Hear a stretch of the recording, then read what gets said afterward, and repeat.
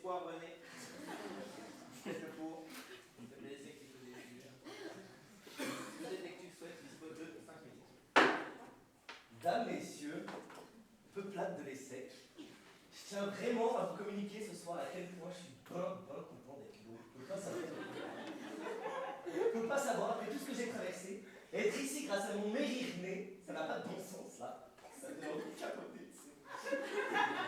Enfin, je suis sorti de l'hôpital et je suis pas mécontent d'avoir quitté cet endroit. Je veux dire que c'était pas bon fun là-bas. Hein. Les gens sont tristes à l'hôpital. Voilà. Je vois pas les retraités. Mais attends, je crois qu'il y en a deux là. Qu'est-ce qui se passe là? Tu me donnes envie de crisser là? Tu m'en veux ou quoi? Aidez-moi, je suis en détresse. Bon, du coup, je m'en vais vous raconter comment ils ont sauvé mes cordes vocales. Hein, grâce à mon mérite-né, on peut dire qu'aujourd'hui l'espoir est de nouveau de mise. Hein. Et pouf.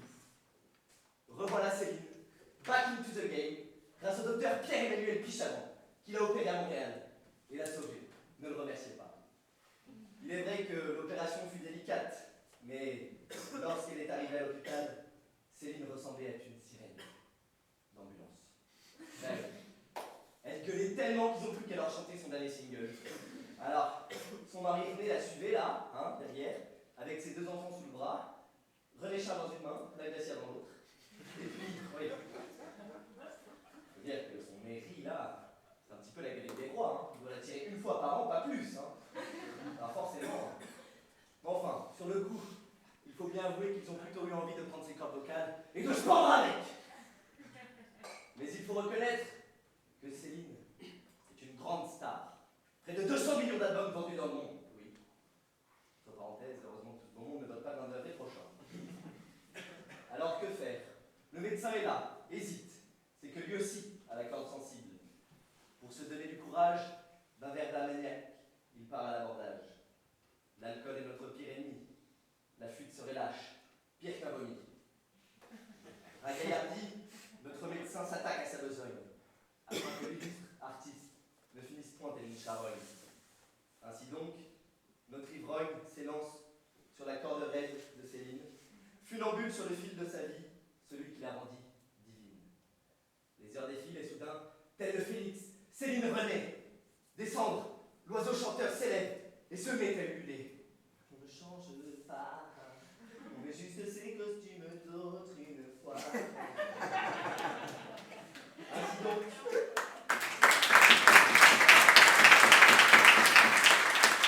Ainsi donc, la corde vocale solide, Céline s'en va tresser d'autres succès. Ouf, nous voilà soulagés, l'opération a marché.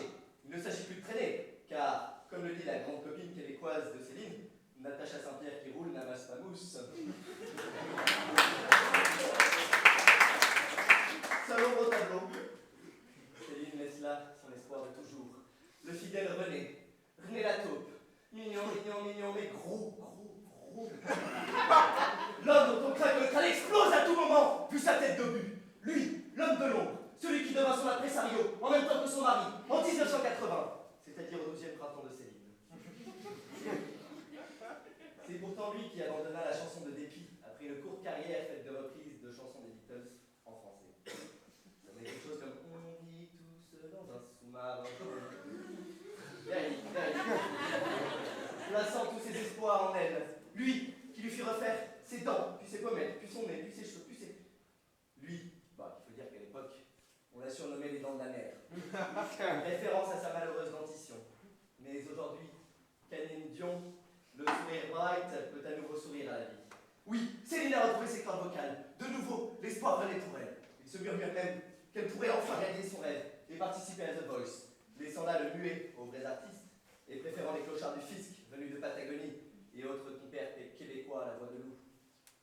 À moins qu'elle ne trouve un second souffle du côté de la mer, celui qui a si bien réussi à Céline avant qu'un iceberg ne vienne mettre fin à la croisière. Il est de ça quelques années. Mais sa tentative du côté du Costa Concordia fut malheureusement un nouvel échec. Parce qu'au final, ce qui lui est arrivé, c'est dégueulasse. Vous m'entendez, dégueulasse? Que ça tombe sur les Isabelle Poulet, les Nadia, les Shine et autres pas de copinards, tant que tu veux. Mais Céline, jamais. Et même toi, l'ami de la dernière chance, qui jusqu'au bout aura refusé de voir en elle l'artiste génial qu'elle est, soit pardonné. tu n'es pas le premier à ignorer que derrière la voix se cache un second visage. Et que si ces cordes vocales vont mieux, nous aurons à nouveau la chance d'entendre derrière la femme Céline l'artiste. Alors vous aussi, rendez-vous compte que le bon René restera bien au rang des espoirs. Manager plutôt qu'artiste, il pourra continuer d'avancer en proclamant que celui qui n'a jamais chanté du Céline Dion sous sa douche lui coupe la première corde. Et maintenant, j'attaque la péroraison de la France. Maintenant, je m'arrête avant que la horde des castrats de l'éloquence, à son tour, n'use de son verbe aiguisé et ne me coupe aussi les cordes.